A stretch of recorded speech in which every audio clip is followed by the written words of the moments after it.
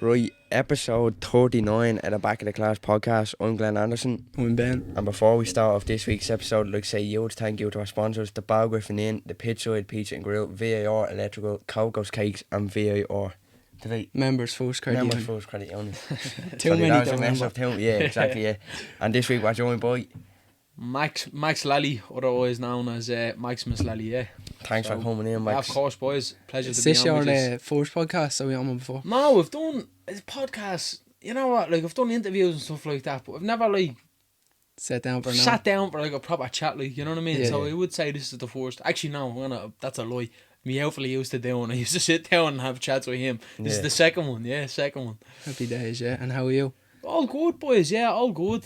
Obviously on a high from a few weeks ago. It was your Cage Warriors debut, wasn't it? Cage Warriors debut, yeah. So I was ecstatic with that, but yeah, just been trying to kind of stay on the horse and just keep the training going, keep the work rate up. You know what I mean? Nothing too kind of fancy about a fighter's life. It's just staying consistent all the time, like, you know. keeping your discipline, yeah. What's the difference between training coming up to a fight and training now? Would you train as much or would you train a bit less? No, wait till you hear this. So, like, outside of camp, I actually think I train more outside of camp. Like, volume-wise, I'll train a lot more outside of camp than I will in camp. Yeah. The only difference between in camp, there's a bit more, like, intensity to the sessions, if that makes sense. A lot more kind of specifics and stuff with opponents. But I'll have 2 designated sparring days for myself. Whether, like, last week, I think I sparred, like, 5 times during the week or something like that, you know what I mean? Yeah. But usually, like, when I'm in camp, I'll spar twice a week. I'll try have 3 cardio sessions, and then kind of your MMA, grappling, wrestling, jiu-jitsu, boxing, all that kind of stuff slotted in, you know. But no, outside of camp, I'll usually train more because we think outside of camp, that's where you kind of get better, like, you know what I mean? Your skill acquisition and stuff like that. That's where you can sort of try new things, isn't it? Exactly, Yeah, exactly. You have injury, aren't you, as well in camp? 100%, you know what I mean? So it's like you have the freedom to add weapons, you know, try different things out and stuff like that. And then obviously the more you do them out of camp, once you kind of go into camp and the tools are a bit sharper, sometimes you get to showcase them in a fight, like, you know what I mean? Yeah. So with that, yeah, definitely out of camp I train a lot more than I would in camp. I'll usually do about 12-13 sessions a week, but it'll be intense, like, you know what I mean? Yeah. Whether out of camp I could do 3 sessions a day, you know, maybe the intensity isn't as high, you know, but it's still maybe like 3-4 hours training, like, you know. So that's the thing. Before the camera was on, we were chatting a small bit about your cauliflower. Do you mind if I ask about? I'm just wondering, like, how does that work in training? Because you have to get them drained, don't you? So how often would you have to here's get the that thing, right? We'll talk about this because, like, a lot of my mates, even to this day, don't understand how cauliflower all that works, right? So basically, when you first get them, what happens is between, like, it's like an abrasion that comes up, so like a lump. And basically what it is it's like blood and kind of a cartilage mix that fills up your ear and just kind of deforms your ear. Now you can stop this by getting a syringe and, like, draining it. Yeah. But, like, if you don't and you just, like, let's say, like, leave it, they harden. So, like, my ears now, like, they're hard as rock. But a lot of people, like, think they're, like, soft. Like, even sometimes, like, you go to the barbers or whatever and they're like that with your ears. Yeah. You're just like, boys, it's alright, like, you can like press it down, like, you know what I mean? But yeah, so it looks like it's about to pop. It looks like, but that's just like a rock, lads. Like, it's solid. Like, even like a lot of my mates that are mates with me, like, years, they some of them are like think it's soft and everything like that, you know what I mean? But now, like, once after about, usually I'd say once the kind of lump comes up, after about, I'd say 4 to 5 weeks, it will harden up pretty solid, like, depending if you've drained it or not. Some people will drain them really well, and what will happen is their ears will just, like, harden in their original shape. Whether with me, I was 13 and Did you find it weird when you got that first? No, I tell you what, like even you can even ask Roddy. I remember, like, sitting at the side of the mats when I was a young fella with me, like, jiu-jitsu belt, like, rubbing the belt off my ears trying to get them. Because the only thing I wanted when I was young. I would have been about, like, I would have started jiu-jitsu when I was, I think, about 8 years of age. So I was, like, no one even really knew what it was, like, you know what I mean? Yeah. Remembering in school, they were always like to me, oh, you're doing that karate and that taekwondo and all, they call it everything but jiu-jitsu, like, you know what I mean? But, like, I remember when I was younger, it was like the only thing I wanted was cauliflower ear spice. It was the only thing I wanted. And I was doing jiu-jitsu for about 5 years, never got them, and then ended up getting into wrestling when I was about 12, 13 with Sergey Pikulski, me wrestling coach, and started wrestling with him. 6 months later, boom, me right one went up like a balloon. And then I was like, I'm not training it. Obviously, it got so big to a certain point where, like, I had to take a few mils out of it. With this right one, it got to a stage where I was taking like 5 mils of blood out of it, like, a day before training and after training. Like, in a 5 mil syringe is like thick, about that size, like, you know what I mean? And then eventually it just hardened, and there you are. That's the end result. This one isn't as bad as that one, because, like, this is how it works. Is the worst area is, like, your favourite side to shoot on. So I always shoot off my right side. That's my favourite side to shoot off. Yeah, that's why that ear's worse. That one has more damage than that one. So is that trademark? Could that be a little tell for you if you're fighting somebody? You look 100%. At their ears. If I look at their ears and see one is worse than the other, I know what their preferred side is. If that makes sense. I've always like looked into, like, little minor details. Yeah, like, so I didn't even know that. Yeah, so whatever ear. So if you ever see anyone with cauliflower ears, and one is worse than the other, the worst one is going to be their favourite side, because that's taking more damage than the not so bad one. So stay to the other side. So you ever see Khabib even? Khabib's right ear compared to his left one. Like, one looks like a meatball and the other kind of looks normal, like, you know what I mean? Yeah. But that's because his right side looks normal. Would you, anyways. Would you try and shoot on your other side then? No, I shoot on my other side. Like, so obviously I got a lot better at both sides, but when I was younger and I was kind of wrestling, I loved a big blast double leg takedown. Yeah. And I always shot it off my right side. I think it's the main reason why it's messed up now, like, you know. Yeah. But obviously, like, now I try to be, like, as ambidextrous as possible, doing everything off both sides, like, so striking from orthodox southpaw, taking people down left side and right side, you know what I mean? I think like, you should be able to do everything off both sides, like, almost writing with both your hands, like, you know what I mean? So it is tough, but, you know, it's just, I think it's important to definitely be as kind of well rounded and as comfortable as you possibly can, you know. I'd say people are hard to fight when you don't know what side they are going to shoot on, like, if they're a very mixed kind of fighter. Like, fighting is, like, people kind of, I don't know, like, overcomplicate a little bit, but I've always kind of gone into, like, in depth. So it's like, the more things I can get you to worry about when I'm fighting you, the more problems you're going to have to deal with. Yeah. So if I can strike well orthodox, and then you start getting your reads, you know, and you're like, okay, I know every time he steps in, he likes his right hand, he likes his right calf kick, right head kick, but then I switch stance and start doing all the same stuff off the other side. It's like, it's a throw off, like, it's a lot different. So it's just, even when you're grappling, like, you know what I mean, if you're shooting your takedown off one side and then you're shooting it off the other side, it's like, just the more kind of seeds of doubt I can plant in your mind, the more things I can get you worrying about. You know, that's you on the back foot, and then all of a sudden the whole fight can be... You catch with the unexpected sort Exactly. So it's like, you're worrying about what I'm doing instead of me worrying about what you're going to do, you know what I mean? Yeah. So I always find when I'm sparring or fighting, I know the more problems and the more kind of looks that I give you, the more problems you're going to have in there with me, you know what I mean? And how long does it take you, like, after a fight to get back training? Like, would you be... Oh, no, I took Sunday off and I was back Monday. I'll always get back as soon as I can. Like, I'll always try to get back as soon as I can. It went quick as well, didn't it? 3 minutes. Yeah. No, I think it was just 4 minutes. Yeah, I think it was just 4 minutes. You must have been hyped up, eh? What was said in the dressing room? You know what? Not much, because like, it's just like, I just think Roddy and Sergey, you know, me coaches, Queely, Collie, you know, I think they all just know that, like, I don't know, like, I just have me routine, like, you know what I mean? Like, it's never been I I don't know, like, I see lots of other fighters, and, like, I always find, you know, when you're fighting, I always think that, like, shows of emotion are, like, signs of, like, nervous energy and, like, fear, anxiety, a mix of everything, like, you know what I mean? If I hear people, like, screaming and, you know, trying to pump themselves up, like, to be honest, lads, like, I don't too special in the warm-up room. Like, my wrestling coach, right, Sergey, will give me, like, this rub out, right, so he gets stuck into me back, legs, stretch me out, crack me back, everything like that. And, like, it's like as soon as he does that, I'm like, boom, go time. Straight you know what I mean? mode, yeah. So what I do is I put the headphones on, listen to a bit of music, crack a bit of pads. Yeah, I was gonna ask you. I tell you what, I listen to everything, lads. I listen to a bit of trance. I like Skepta as well. Listen to a bit of Skepta.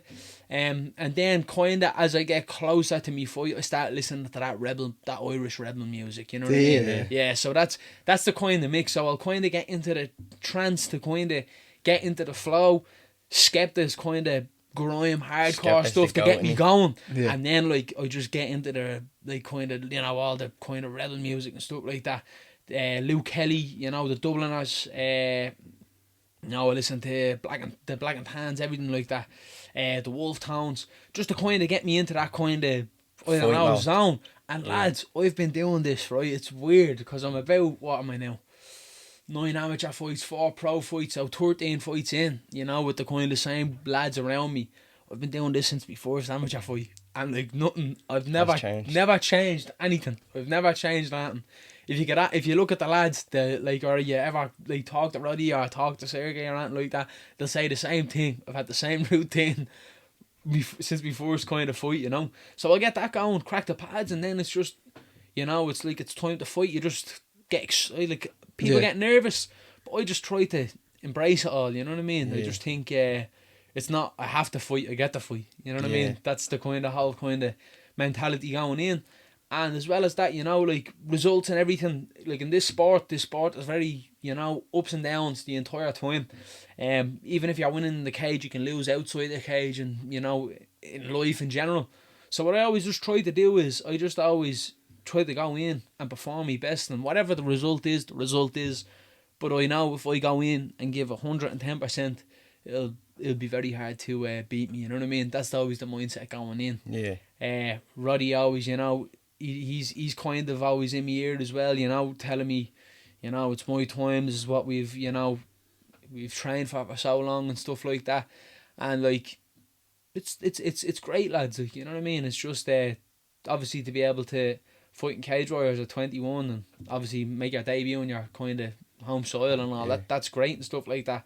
But like, as soon as I seen they stuck me on that main card, I was like, this isn't gonna go any other way, like, you know what I mean? And in my head at the same time, it's like, if I'm getting put on a main card, I'm gonna have to make sure that they're not regretting this decision and go out and perform. And so obviously, you know, you put a little bit of pressure on yourself, not too much, but a little, you know what I mean? And yeah, we got the result, you know what I mean? So our last guest, we usually get our last guest to ask a question for this guest, and we'll get you to ask a question for the next guest, 100%. Not knowing a thing about him.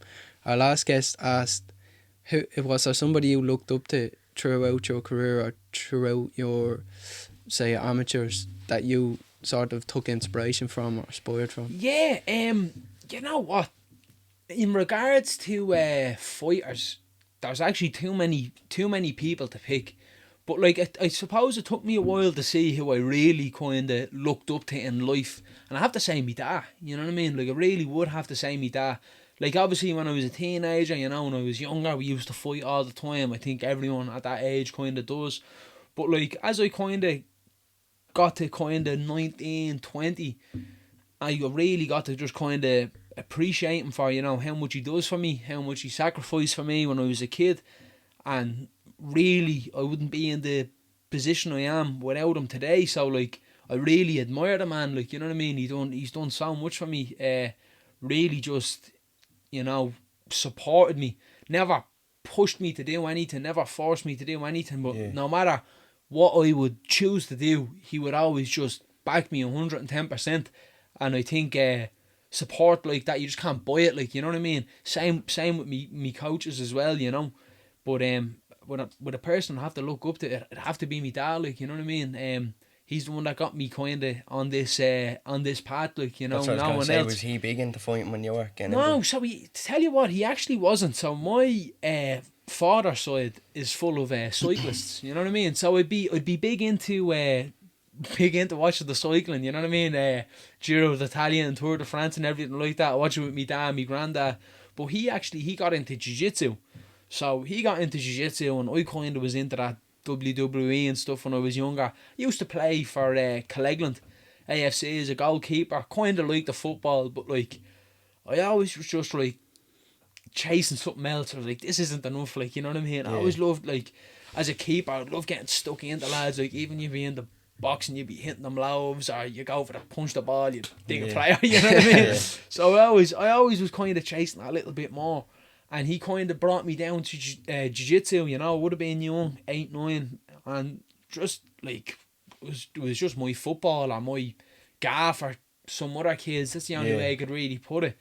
And stuck to it like glue for kind of my whole kind of childhood, and then kind of made the transition into MMA just over kind of COVID, like, you know what I mean? So like I'd only be kind of training MMA properly.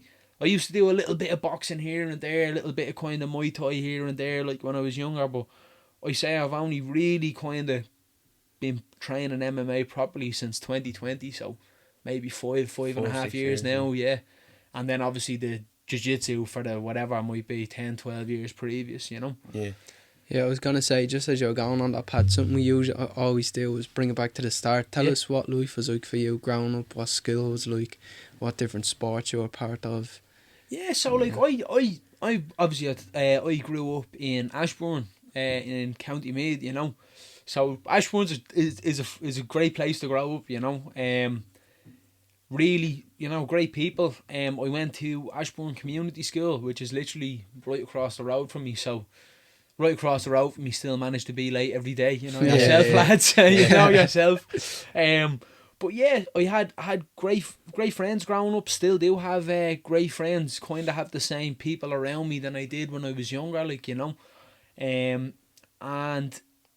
So like I obviously had the full support of my parents, you know, and whatever I was doing, I played a little bit of rugby. I was now kind of used at that. Played a bit of bit of football, a little bit of hurling, kind of like every kid, just tried everything, you know what I mean? And but at the time, like, I always kind of, like, I don't know about you, but when I was a young fella, you didn't just have the one sport you did. You had about 4 different sports. Monday nights it was football. Tuesday you were down playing Wednesday you were down whatever, rugby or jiu-jitsu or whatever it might have been. Like, so I was in all the kind of different sports. I went to an all-Irish school from junior infants to 6th class. So tá Gaeilge lífa Are you fluent? Yeah, kind of my That's Gaeilge, deadly. Tá mé Ewlam Gaeilge arís, so I'm learning Irish again, because my grammar is after going a bit bad after not speaking it for years. So I went to a bun school Gaeilge, went to a primary school all Irish, and then man school Berla, so a secondary school that's English, you know what I mean? So we didn't have to speak it. So obviously when I didn't have to speak it, like when I was younger, If you don't use it, you lose it, isn't exactly. it? But like, you know what, like, I always hated Irish when I was younger, but like obviously as I've kind of gotten a bit older, I've grown to appreciate it like a lot more. So obviously I went in school, like, I wouldn't have said I was misbehaved in school, you know, very kind of just kept my head kind of screwed on like any young fella, just messing with their mates, you know, getting suspended every now and then here and there. And then in, I think it was the first week of 6th year, I had just gone away to the IMAFs, so the under 18 cadet IMAFs in Bulgaria. I think it was, I went away, I won it. I won the World Championships the 1st of August 2021, I think it was. That's dead. What was that, in MMA? Or? That was in MMA, so under 18s MMA, I fought at welterweight. So I fight 2 weight classes below that weight now. It was a bit of a pudding, bit of a fat boy, you know. Have you always been with Roddy and... Yes, I was originally with Owen. I would have went into Owen. I would have been with Owen since I'm about 10. So he would have been in the main SPG Concord, or HQ, it's called now. And Owen would have taught me through the kids class and the teens classes from when I was about, I'd say about 11, 12, right up until I was about 15, I'd say. And then he took a step back to focus on his own gym.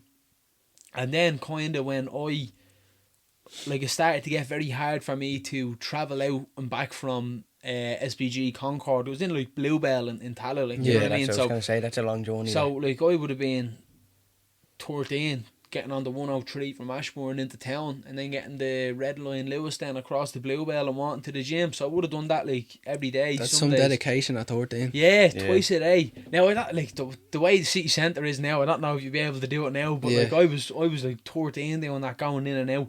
What was that driving you to do that? Was it love or dedication or motivation? Just I suppose purpose. You know what I mean? I was always the kind of type of young fella where like if I was to sit in my room all day or sit in the house all day, I'd actually go like crazy. Still am like that, you know what I mean? I always kind of actively have to do something. Like I can't just like sit in all day and do nothing, you know what I mean? It actually like it's I've only kind of come to the kind of conclusion of it that like I'm like, why can't I do that? And then I kind of look back and I'm like, alright, hold on, you've never been able to do that, you know what I mean?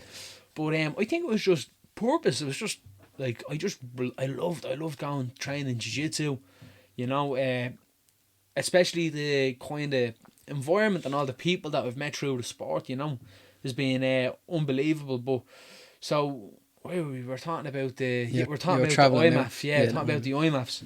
So I won that, and then after I won that, I was like, all right, I could give this MMA a go crack now. So I ended up leaving school then in 6th year. Left on very good terms with all my teachers and stuff like that. Did you finish it? No, I didn't. I ended up leaving school. I didn't do my leaving cert or anything. You went straight for the MMA? You left in 6th year, did you? I left in 6th year, yeah. What? Now, I don't know, lads, like, I probably should have, like, I kind of look back, and I'm not a man to have regrets, but, like, I kind of look back and I was like, I only had another year, like, you probably could have maybe stalled it out. But then again, I ended up getting, from when I left school, I ended up going, I think, 6-0 as an amateur. And then I ended up tearing my labrum in my shoulder, and I had to rehab that for a little bit. But like I got a lot of opportunity. I ended up getting to go over to Abu Dhabi to represent. So I went over for the Senior World Championships. I ended up winning 2 fights, and I had to pull out my 3rd fight because I ended up tearing my labrum in my shoulder. So I felt the medical the next day and stuff like that. So growing up, did you always know you wanted to go pro?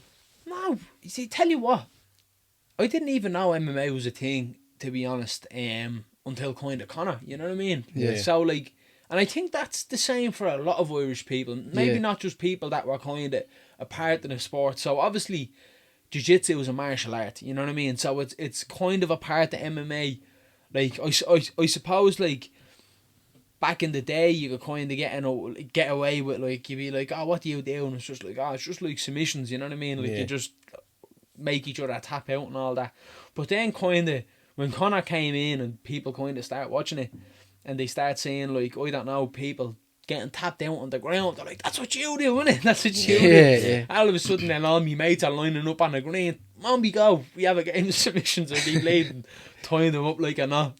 You know what I mean? But that I think that's the case though for a lot of Irish people. They wouldn't have really known what it was. So obviously when kind of Connor came in, it was just kind of like, can I do this? Maybe I won't, you know. I wasn't too pushed when I was maybe like younger, like 13, 14. Yeah.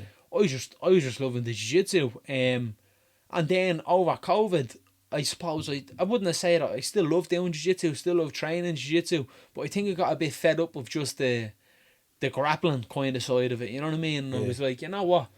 I'll go in venturing into MMA. I'll do it for a year and see how I enjoy it, you know what I mean? And how did you find it going into like striking and stuff then in very MMA? Difficult. Very difficult, lads. Yeah, it was tough. Like it was it's a completely different game mixed, isn't it? Because it's like a lot of the stuff in jiu-jitsu that I used to do, like I don't know, like I used to be like in jiu-jitsu, I would have loved the leg locks and stuff like that.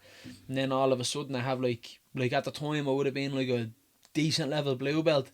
Had white belts, you know, I'm trying to do whatever on them and they're just posturing up and punching me in the face and it's not working. So it's humbling, you know what I mean? Yeah. But like, I suppose it would have been like 17, 18 kind of going into MMA. But like, obviously it was tough because you're so good at something, you know, and you're beating everyone at this one particular thing. It's always hard to go into different territory and Because almost people have different things going for them then. exactly, you know what I mean. It's hard to go into different territory and be a beginner again, almost, like, you know what I mean. So I really had to kind of embrace that and just train as much as possible. I spent a lot of time kind of watching tape on certain stuff on how I could kind of add what I like to do in me grappling into me MMA grappling, because anyone that knows MMA, like, or trains MMA, they know, like, the MMA grappling and jiu-jitsu, it's like in MMA when you're hitting your shots and stuff, like, certain stuff is negated, you know what I mean. Certain stuff doesn't work that would work in jiu-jitsu, that won't work in MMA grappling, because you're just gonna get, like, punched or elbowed in the head, like, you know what I mean. So like, even, like, I remember, like, after some sessions, like, and, like, I've already speaking about, but, like, just be like, I got fucking battered today, bawling my eyes out, be like, fuck this. But then it's almost like, for me, it was just like, that's just another reason to keep doing it, like, you know what I mean. It's like, I know that, like, I'm not a person that's gonna just throw the towel in when it gets tough. I'll go through it, bleeding rain, sleet or snow, like, whatever. I'll just soldier on through it. So I ended up doing it. Only really start seeing, like, real improvement and real results, I say, after about 8 months, 10 months of kind of making the transition over. And even at that, like, even now, I'm only doing it 5 years, and I'd still consider myself a beginner. But I think the big thing is, it's like, you're never too good to learn or to improve, like, you know what I mean. I always kind of think, if you know, a puzzle, right, it's always easy to solve a puzzle, but it's harder to solve it when it's changing all the time, you know what I mean. So that's getting back to that whole kind of skill acquisition and stuff like that, getting better. That's why I always do it, because I just think the more weapons you have, the more kind of games better you can chance play. you have to win. Exactly. You have more kind of, I suppose, ways cards to in the win, you know. locker, Exactly. So when did you then decide to say, right, I'm gonna leave school, I'm gonna pursue this, and I'm gonna make it happen? And what was in your mind? What did you think, I'm gonna make it happen? Or so, like, I tell you what I think it was. I think I went into, so obviously after the World Championships, so I fought in the World Championships on the 1st of August 2021, and then 4 weeks later I made me amateur debut in MMA. And so it was obviously, like, a big month for myself. So obviously I won the Worlds. I had 4 tough fights. I won that, and then 4 weeks later I made my debut against a lad. So you were on a high going into that fight. Exactly. So, like, I went into the amateur, so it would have been like my senior kind of amateur debut, because the cadets, the IMAF cadets, you're not allowed to do headshots. It's only body shots, leg kicks and stuff like that. So this would have been my first one with headshots, and the fella that I fought, he was a good lad. Like, he had 12 amateur fights. I ended up taking a fight against him, because, like, no other kind of lads making their debut would take one against me. So I was just kind of like, yeah, I'll just take what I can get, like 12 fights, no bother. So I went in and I submitted him in the first round on the Sunday, and then kind of back on Monday I was, like, back in school then, like, you know what I mean. So I just remember being in class, and, like, I was just kind of saying to myself, I was like, don't get me wrong, like, I think, like, school, like, I wouldn't say school wasn't for me, if that makes sense. Like, I wouldn't say that I fought with all the teachers. I got on with me teachers great. Got on with all my teachers great.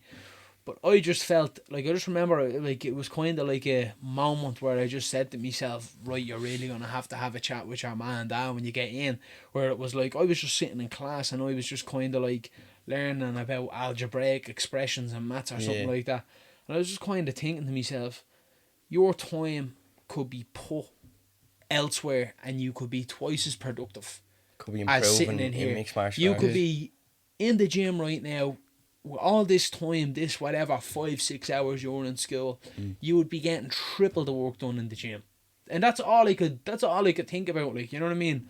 So I went home and it kind of set me mad down. I was like, Mom, like, I can't take out school. And she was kind of like, do you think you'd be able to, you know, just, like, stay in school? And, you know, obviously, like, your ma just had your best interest at heart, like, that's all that was.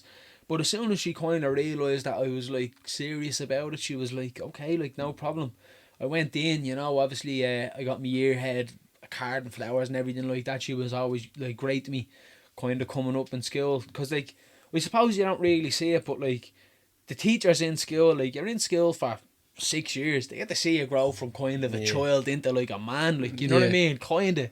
So like obviously, like I'm super appreciative to all the kind of staff in Ashbourne Community School and stuff like that. But what I did was I just kind of decided to put my time elsewhere.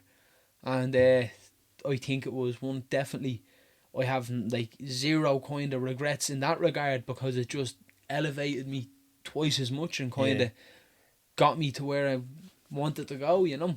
Did you have fear about making that decision at the start? Like, see, when like the day you actually left school, were you thinking like... So here's the thing, right? I always find with choices or decisions like that, it's them decisions that make you nervous and anxious are always the ones that you have to just say fuck it and do. Yeah. Always, because what that is it's mind against kind of heart. You know what I mean? So when you're in school, you're like, well, when I was in, my mind was like, oh, you won't have a leaving cert if this MMA doesn't work out. You know, you might be hard for you to get a job and you have to go back and resit it, and you could just get it done and over with now as a backup and stuff like that. But then the other part of me is just like, yeah, well, this is all I want to do at this time. Like, obviously fighting's a big part of me, of who I am, like, you know what I mean? It's a big part of who I am, but like it's not all I am, if that makes sense. It's like I enjoy it. It's something that I really just clicked with when I was younger. I just have a passion for it. Exactly. It's no different for me. Like, people kind of look at me like all the MMA fighters are kind of headbangers and stuff. Like, this passion for me is no different than like someone learning to play the guitar, the drums. It's no different. It's just the exact same in my kind of mind, you know. So you had no plan B, really? Do you think? Oh, no. This plan is B. something I really believe in. I don't think if you want to make something happen, you can't have a plan B. Do you think if you had a plan B, you'd be where you are today?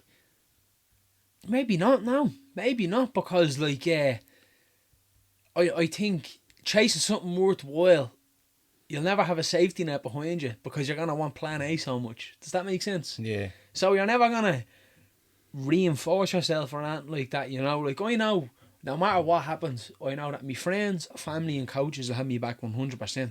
That's all that matters to me, you know. That's all I care about. But I just knew when I left school that I wanted plan A so much that plan B didn't matter. You know what I mean? That's the only way I could explain it, you know.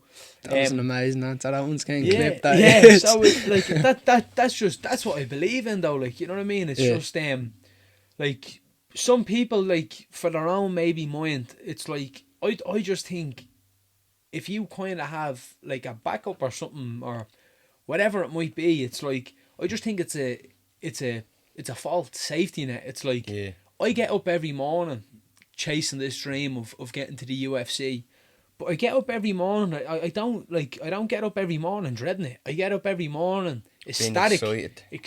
You know what I mean? Yeah. Absolutely over the moon that I get up and get to do this every day, you know. Like, I see a lot of kind of fighters. Don't get me wrong, it's a lonely sport. It does get tough, but anything gets tough. Everything gets tough. It's life. You know what I mean? So what I try to do is, it's like I just try to embrace it all. I don't have to train. I get to train every morning. I get to train every evening. I get to eat great food. I get to look after myself. I get to go out and compete against the best in the world. The sport has introduced me to so many amazing people. I've met so many people through the sport. It's a blessing. You know what I mean? So that's the kind of whole mindset. And then obviously as well, it's like with that kind of whole plan B thing, it's like, I think it's just like another reason not to pursue things. Yeah, I think if you have a plan B, you won't go 100% on plan A. Exactly, you know what I mean? And it's like, don't get me wrong, I suppose when you were chasing something, every now and then you might need to sit yourself down and like reevaluate things. Is this working? Is this not working? That's all right. But for me at 18, like it's I wouldn't say that MMA's my whole life, but it's just something that I've always had a serious interest in. Something that I've really always just resonated with me and enjoyed. So I just said to myself, I know in this sport the window of opportunity is very small. So you're going to have to be prepared. You're going to have to be ready. You're going to have to be disciplined 365 days of the year to get one opportunity. And your life can change like that. Your life can change like that within a week. You know what I mean? That's how MMA works. Your life can change overnight. I was seeing a quote the other day, and it was like, it takes years to get to that 1 year that changes your whole life. Definitely. And it's like, but here's the thing as well. It's like, it takes years, and it's like, I suppose I'm not waiting for that opportunity, but I'm enjoying the journey and the process leading up to it. Does that make sense? Yeah. With the people I have around me, and, you know, the support that I have, like everyone that comes out to me fights and stuff like that, it's like, I know what I'm destined to do. I know what I'm doing what I'm meant to be doing, if that makes sense. And I'm content with that. You know what I mean? So whatever opportunity comes knocking, whenever it may be, you know, I don't know. You'll probably like, the only way you can kind of be ready for an opportunity like that is just to, you know, keep doing what you're doing. Keep doing what I'm doing, exactly. You know what I mean? What was the transition like from pro to amateur, and what was the changes? So the transition. So I remember I had for my last amateur fight, I had on Cage Conflict up north, a great round show. Fought a good lad, Tiernan Loughran. And so that was my last amateur fight, and I did my first cut down to 66 kilos, which is what I fight at now. Yeah. So basically, at amateur, I kind of just, like, I don't know if it was the smartest thing to do. I just did it anyway. I didn't really cut weight. I just went in and I fought anyone. Anyone that'd say yeah, I'd be like, yeah, sound. Let's fight. You know what I mean? Yeah. That's just the way. That's the way I was. Like, I was just like, I don't care about. I never said no to fighting anyone. Yeah. Never said no to fighting anyone, because I just knew at amateur it's just about getting them in. It's just about getting them in, getting time in the cage. That's the most important thing. So the transition from amateur to pro. In amateur, it's 3 3-minute rounds. So you're fighting for 9 minutes. And then pro is 3 5s. Or for a championship fight, it's 5 5s. So it's kind of a big jump. You're kind of getting an extra, what would it be? So an extra 6 minutes in the cage is what you're getting essentially, like, you know what I mean? Which is a lot on fitness level. Which is a lot, you know what I mean? How did you know you were ready? Sorry for cutting across you. Yeah, of course, bro. It got to a stage where I just wasn't getting the fights at amateur anymore. Like, I just couldn't get anyone to accept the fight against me. So you had a good name for yourself. Yeah, I suppose I did, but like I wasn't, like, don't get me wrong, like, when I get in there I have violent intentions, but like, I wasn't like sparking anyone cold out stiff or that. I was just taking down and submitting them, like, you know what I mean? And like, whenever I see a fighter like that, I'm like, candy, no bother, like, you know what I mean? Whether people are always a bit more hesitant to go in against a lad that's just like knocking people out stiff, like, you know what I mean? Yeah. So like, I just couldn't get one. Couldn't get an amateur fight, and it kind of, I suppose it does kind of get like that, you know, like 9-0, never being kind of beaten and stuff like that, you know what I mean? It kind of, I don't know, it's just like, there's lads out there, like now, let's say on the amateur scene, who might have like 22 amateur fights, so double the amateur fights that I had, but because their record is a bit more mixed, they're just getting fights left, right and centre, because they're like, the record's alright, whether like, I don't know, like, just with myself anyway. I think there might have been maybe a few good amateurs out injured, or the time didn't match up, but I was supposed to be fighting on this EFC, I think it was called, over in Liverpool. So that was supposed to be a 5-round fight, so 5 3-minute rounds. That was supposed to be for whatever EFC featherweight title against a good Scouse kid, and he ended up pulling out, and then the whole card ended up just getting scrapped. So I was supposed to be fighting on that in August, and I just kind of said to Roddy, we just make the pro debut, like, you know what I mean? Because I had tried to get a amateur fight from like that January, like looking for a fight, ended up getting one on Cage Conflict against a lad out at Team KF. He's a good lad. He's actually, I think he's doing well. He's actually under the Cage Warriors banner now. I think he's fighting the way heavier. But I was supposed to fight him, and then he pulled out, and I was like, oh, for God's sake. And your man Tiernan stepped in on like a week and a half, 2 weeks notice, so I was like deadly. So I fought him, and then after that I was like, right, we keep the ball rolling. Like, I want to get this is only after my shoulder surgery and stuff like that. I was like, I want to be active. And I think from April right down to like August, I could not get matched. I was just like promoters just were like, we'll try to get you someone and not getting back to me and stuff like that. And I suppose like I was just training so much, I was like I need to showcase me skills at some point, like, you know what I mean? So that's when kind of Roddy said to me, he was like, listen, we make the transition to pro. So I made my pro debut that September then. And I won that, you know, via first round TKO. And just kind of, they've kept the ball rolling since that, you know. How did you deal with your own sort of mindset, or mentality's not the right word, but was there an extra bit of pressure on you, or an extra weight on your shoulders, or? You know what, kind of your mind, I know exactly what you mean. So like obviously it's like, I suppose pressure only gets to you when you let it.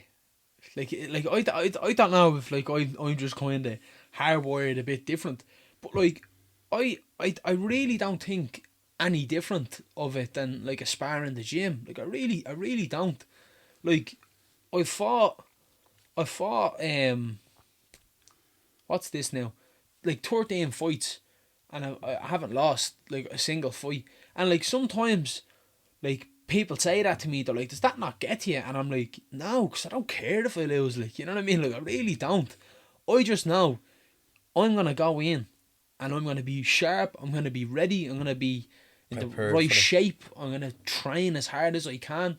Like in my training camps, I train me socks off in my training camps, and I swear to God, in my head, like about 2 minutes before I'm walking out to fight, I say to myself, the past 9-10 weeks has been worse than this fight is gonna be. Yeah. I have killed myself this 9-10 weeks. This fight is gonna be a walk in the park. And like that's what I always do, you know what I mean? I think with good preparation, you know, that's a serious like mental edge, you know what I mean? When I'm going into fight and I'm like saying to myself, I know this 15 minutes is not going to be near as bad as what I've just put myself through the past 9-10 weeks. Yeah. You know what I mean? Yeah, like honestly, I'd say your gas tank is unbelievable, because I've seen you overtraining with Volk, and I've never seen that man get tired. Here man, he's never seen him get tired. What was it like training with him, like comparing the mindsets and how he trains and stuff? You know what? I think the biggest thing was he's a grafter, lads. Like, you know what I mean? And he's not doing anything out of the ordinary. Yeah. He just gets stuck in, gets his sessions in. You know what I mean?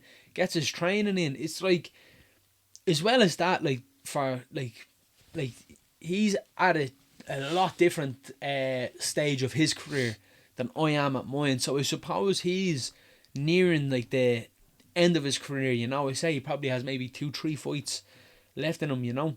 And like seeing how he was training, I was kind of like to myself, I was just picking pieces, like almost like, what am I doing? Okay, he's doing that and I do that back home, but he's doing, let's say, nearly 2 or 3 the amount of cardio sessions than I do in fight camp, or whatever it might have been. So I was just kind of like copy and pasting what he did. And literally, when I came home, I just literally just copy and paste what he did. He's the best in the world, like, you know what I mean? Yeah. What did you learn on him, or what did you pick up, even mentality wise, or even being surrounded by energy like that would really rub off on you, wouldn't it? Yeah, no, it definitely would. But what really rubbed off me, obviously he's a super skilled fighter and he's like super high level. But what really stood out for me was just how he is kind of as a person, like, you know what I mean? The kind of the, you know, morals and the qualities that he keeps, you know what I mean? And like that, he kind of reminded me of like myself a little bit in how he kind of carries on of his week and his weekends and what he does, you know what I mean? Like it was very, I was kind of like, this fella is just like me, because sometimes, you know, when you're, you know, doing sport and you're kind of, your mates might be doing different things than you, let's say, like, you know what I mean? So they might be working on site, you know, going to the pub for a few gargles on the weekend or whatever like that. And then, like, I got to go over to Australia for 5 weeks, and I got to see what the former pound for pound #1 current featherweight champion, Volk, what he does in his weeks, and I was just kind of like to myself, Jesus, this is what we kind of do back home, like outside of camp, like, you know what I mean? I was like, this is deadly, like he kind of paid for me flight going over and back, looked after me very well while I was over there, like, and then obviously, like, he knew that I had a fight coming up, and he was kind of helping me prep for me fight a little bit as well, like, you know what I mean? So it was great. The guys out in freestyle in Windang, like, really good lads, just good stock. Like, I can't really put it down to anything else. Good stock, good lads, good ladies, like, you know what I mean? Yeah. Really, really looked after me well while I was there, and it was obviously great to be a part of his camp. Fucking was over the moon to see him get the win and stuff. But obviously as well, for me being like 21, getting to compare myself, like, I don't think people understand, but like this is MMA, like you wouldn't be able to like do something like that in football, if that makes sense. That'd be like, oh man, yeah, Lionel Messi's out there inviting me to Barca to play a bit of footy with him. Like, you know what I mean? That's what it's like. That's what it's like. Like, I can't explain it. I was just gonna ask that. Like, what has that done for your confidence, knowing that even you're 21, he's near the end of his career, he's been at the elite of elite for years now, and you're saying that you see similarities in yourself to him. So what has that done for your confidence, seeing similarities in yourself with him? Like, obviously, like, I'm always super confident, but like, to be honest, like, I wouldn't say it done anything for me confidence. It just kept me a little bit more grounded. Yeah. That's the God honest truth, because I'm looking at him, and it's like, it's not rocket science what he's doing. Yeah. He's just a grafter. He's getting the sessions in, and training as hard as he can, and like you do that. It's like, I always find this, lads, right? It's like everyone knows kind of what they have to do to get to where they want to get to, but not many people are willing to do it. Yeah. Does that make sense? Yeah, I even seen sorry, cutting across. Yeah, no, you're all good. Seen a Cristiano Ronaldo interview, and he said, I could write a blueprint of exactly what I done, exactly how many sessions I done to get to where I am today, and I could give it to the next footballer coming up who wants to be like me, or says he wants to be like me, and he probably wouldn't do it. Yeah. He'd say he wants to be me, but he wouldn't put in the work, he wouldn't follow the blueprint. Exactly. And that's like, obviously, like, when I was over there with Falk, he's a great team around him. He has Frank Hickman, Brad Riddell. Brad Riddell is a really good striking coach. I learned loads of great details off him. And then Volk even every now and then would kind of pull you over, and he would show you a nice little detail that you might be hitting on you and stuff like that. So like, I was literally just trying to be a sponge and just like soak up as much kind of knowledge as I could. You had Craig Jones there, one of the best jiu-jitsu black belts in the world, and obviously his brother Adam as well, who is the real legend of the Jones brothers, like, you know what I mean? So it was like, honestly, you had Jack Della Madellena there with his coach Ben Vickers as well. He just beat Bilal there the weekend. Like, it's just, honestly, that 5 weeks was just such a great experience. But all these guys that I was talking to, I don't mean in like the sport, but just as people, they're just all like, they're all like me, like, you know what I mean? I was literally, they're all like me, and I'm just kind of like, I'm looking at what these lads are doing, and I'm doing it. I just need to keep doing it. Yeah, you it's know funny what I mean? you say that, because I seen a thing of Khabib was saying that, like, he was saying, like, people will call me extraordinary, but they don't realise, take the word, I'm just doing the ordinary things extra than what everyone else is doing. Exactly. And it's just like, as I just said, it's like, you can write a blueprint out to like how to make it and how to whatever be a UFC champion. But it's not many people are willing to do it. Yeah. Like, I'm after kind of getting comfortable of, like, week in, week out. Like, obviously when I'm out of camp it's a bit less, but when I'm in camp, like, you know, when I'm hitting that kind of 4 weeks out, I'm in dark places. Like, I am suffering. I am suffering outside of the cage so much, trying to get beat as much as possible, trying to like get lads to submit me, beat me in sparring, put it on me in sparring, just trying to, you know, get put in as many uncomfortable situations as possible in camp, so I know that when I get into that cage, whoever I'm fighting is not going to touch me because I've already been there. It's like worst case scenario, I go to 15 minutes with this lad, but I've done that. I've suffered. You know what I mean? And that's the kind of whole mindset to it. Like, you know what I mean? But like, obviously, I think in camp, you know, training's important, sessions are important. You know, you have to keep the intensity good, keep the sessions. But like, if you were to ask me what's more important, is how consistent you are outside of camp. Are you keeping your weight down? Are you still eating good foods? Your weight's not fluctuating. You're getting hours in at the gym. Like, I train more out of camp than I do in camp, because obviously out of camp the sessions are a bit less intense and stuff like that, you know. So like, really, when I go into camp, I'm already lean. I'm kind of already in shape, you know. Like, it's I always just find it's easier to stay in shape than, you know, get out of shape and then have to get back into shape. Like, you know what I mean? So I just keep my foot on the gas all year round. People are like, do you not get little kind of mental exhaustion or, you know, tired? I'm like, if the body feels tired, I let the body rest. You know what I mean? Like, don't get me wrong, I'm not a robot, like, you know what I mean? But like, as I said, it's like, I get to do this, so I embrace it, and I just love every second of it, you know? Yeah. What did he cook for you actually? Yeah, I did, boys. Here, Did he? lads, Was it like? boys, I swear to God, lads, right? So when we first got there, so he has a farm, and like, it's a beautiful farm. It's on 50 acres of land. So he has like we shot a deer, right? And like, even like, I remember when we shot it, we couldn't get an angle on it, and Brad was like, they're all giving Brad, apparently they went over to Miami when Volk fought a year, and Brad couldn't bleed and hit a target or whatever like that, so they're all giving him like death. So they couldn't get an angle on it, and Volk's like, yeah, come here, sticks the rifle on his shoulder. He's like that, covering, so he can't hear the blast, so he doesn't lose an eardrum. Brad hits it, and then like 2 days later we eat the thing. The man makes like a roast venison leg, soup, everything like that. But I think the nicest thing that he made for us, right, was he'd get, you know, like the sideline lamb chops. Yeah. He'd cut them, he'd marinate them. He put this, I think it was like a Greek kind of marinate on them. I'm not sure if his dad marinated them or done up the marinade. I can't remember what it was. But he'd do it over the coals, lads. And he'd like overcook it, right? So it'd be real like chewy, and but boys, it was like top of the range. Doing venison sausage for us.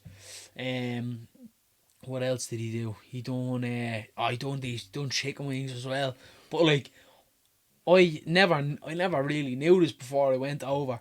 But like, when you cook something over coals, the flavour of it is like twice as nice. Like, the flavour in the meat is whether if you just like, I have a barbecue at the gaff, just like a gas barbecue, and like, obviously it's nice when you cook it. When you do it off the coals, you get that like smoky kind of flavour off it. Boys, it is like Next level.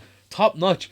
Like, even he was saying like, there was like, he was like away before. He was like, remember this fella came up to him and was like, oh my God, it's cooking with Volk. Didn't even know he was like a UFC fighter, but like, lads, he's a serious cook. Serious cook. I believe it, looking at TikTok, yeah. And How did you meet him? How did that interaction come? I went over to Bangtao Muay Thai and MMA in Thailand, right? I've been on over there now. I think that was me this year was me third year going over to them.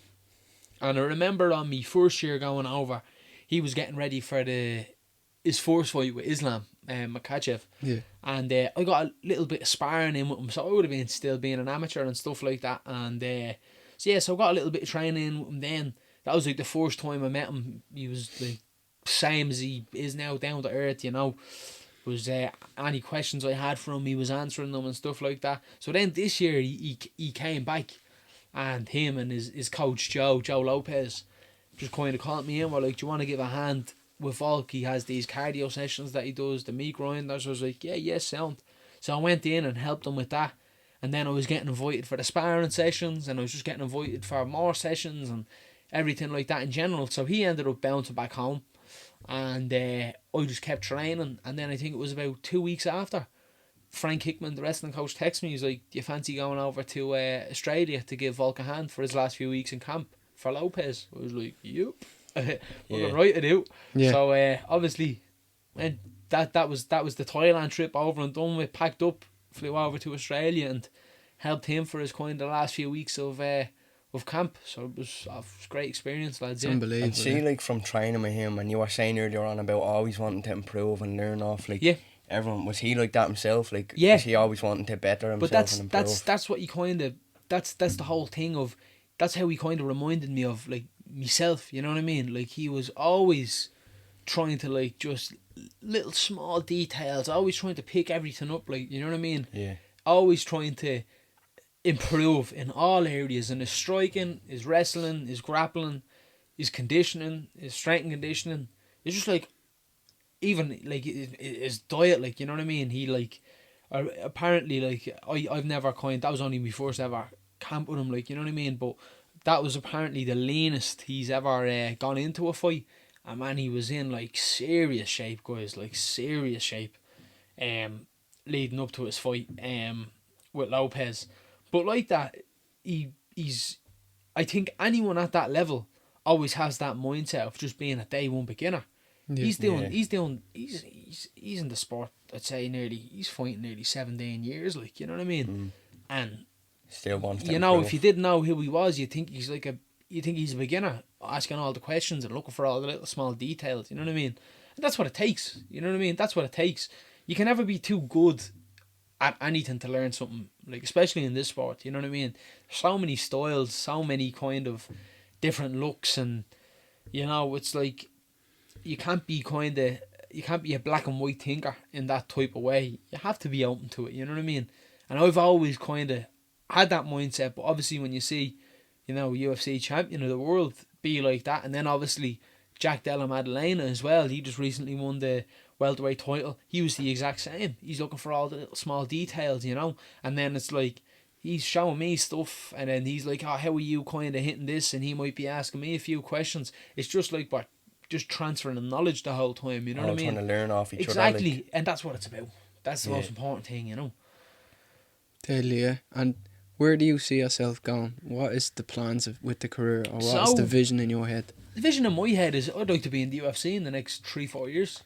That's the plan. Obviously no road is ever straight and narrow. It's gonna be its bends and its twists and turns, its ups and downs. You know what I mean?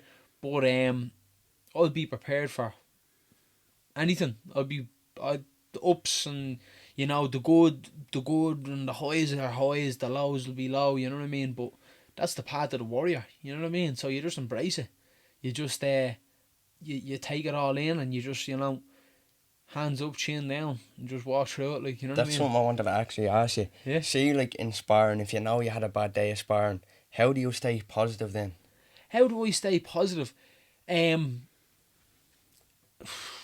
be honest, it's like, I always say serenity prayer before I train, spar, anything like that.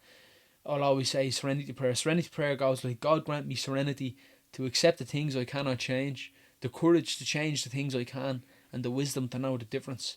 So whatever happens in sparring, or whatever happens in training, you know what I mean? I don't let it bum me out too much, you know what I mean? Because it's practice. This is like painting a picture for some people, practicing a song for some people. Sometimes you're on the guitar, you're bleeding, whatever, playing a song, you might nail it, or other times you might fuck up. Yeah. It's the same as MMA, like, you know what I mean? The only time that it matters is when you're fighting in that cage for 15 minutes under the lights. That's all that matters. So any time I'm getting caught in training, or any time I'm getting submitted in training or losing in training, this actually benefits me. You mightn't think it at the moment. You might be like, "Oh, for God's sake, like, I'm getting beat up or I'm getting smashed tonight." But I always think those are just hidden blessings in disguise. The more that happens in the gym, the less likely it's going to happen in a fight. Because, as I said the serenity prayer, you know, you accept the things you can't change, and then you have the courage to change the things you can. So it's like, okay, I kept getting caught in whatever this choke might be. I need to keep this defense better. I need to, whatever it might be. You pick up on the little details to try and improve on them. And that's all you can do as a person, like, you know what I mean? So, like, I never, you know, I'll never let a training session kind of impact me mood. Of course, it's great when you're on fire and you're, like, you know, beating everyone and stuff like that. But everyone has their days, like, you know what I mean? Like, a good day for me, next week I might be shy, you know what I mean? But you just accept it. It's more time on the mats. It's more practice. That's what it's about, like, you know what I mean? It's part of the process. Exactly. Anything worthwhile is never easy, like, you know what I mean? That's what I always think anyway, you know? So, like, obviously, when training's good, it's good. When it's not good, it's still good. You know what I mean? What legacy do you want to leave? I suppose, like, a legacy that I'd want to leave, I don't know, like, just that, like, it's possible, like, you know what I mean? Like, I'm a firm believer in just your mind frame and your mindset is, like, if you think something if you're passionate about something and you think you can accomplish it, go for it, like, you know what I mean? I just want to be known as, you know, like, I come from a nice working class area, a nice working class family. Like, I suppose I just want to be known as, like, a young fella that stepped outside his comfort zone and just pursued what he loved, you know what I mean? And hopefully, whoever wants to take inspiration from that, you know, they can go ahead and take inspiration from it, you know?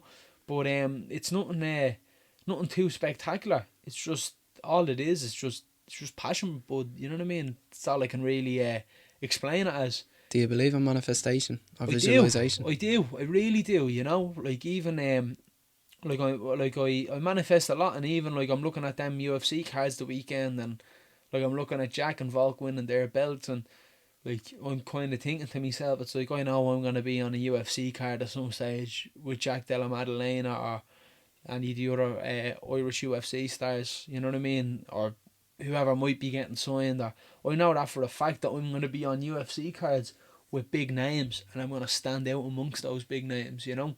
I always think of little things like that. I always think about me walking out into, like, packed arenas, you know, and just, like, embracing every single bit of it, like, you know what I mean? But in saying that, you know, before me Cage Warriors fight, like, I remember, like, I was in my room, like, it was the day of the fight, and, like, me outfit, like, kept kind of coming in and out, and was just kind of, he seemed very nervous, like, you know what I mean? And I was just kind of, I think I was playing Bleeding Clash of Clans or something on my phone, lads, like, you know what I mean? Like, I don't know what I was doing. I wasn't doing that major, and he's like to me, "You alright?" and all. I'm like, "Yeah, bud." He's like, "Yeah, like, you know, you're levels above this fella, blah blah blah." And I just looked at him and I just kind of said to him, I was just like, "This fella is getting smoked. Like, he's not beating me in front of my home crowd, like, you know what I mean?" And like that, I went out and I just went in and let things happen, and I ended up getting the finish, like, you know what I mean? So, like, I am a huge believer in manifestation, you know, but obviously I find me manifestation me thoughts are more powerful the more work I get in, if that makes sense. Yeah. So the more I train, like, the more I, like, just slaughter myself and train and just, like, try train as much as possible, the more I do that, it's like the more kind of powerful and the closer manifestation, like, of me thoughts get, if that makes sense. Yeah. So I'm constantly chasing me thoughts, if that makes sense, through the work I'm doing in the gym. That's how I always kind of see it anyway, you know. And what advice would you give to the younger generation out there listening? As I said before, it's like, if you're passionate about something, you know, go for it, you know. This is what your younger years are for. Do something that you're passionate about, you know. If you have a dream, nurture it, care for it, and pursue it, and give it 110%, you know. That's what I'd say to the younger generation, yeah. Legend. Yeah, thanks a lot. Thanks a lot for coming in. Of course, boys. Thank you so much for having me on. Yeah, it's a great episode. Appreciate it, boys. Episode 39, Back of the Class podcast, wrapped up.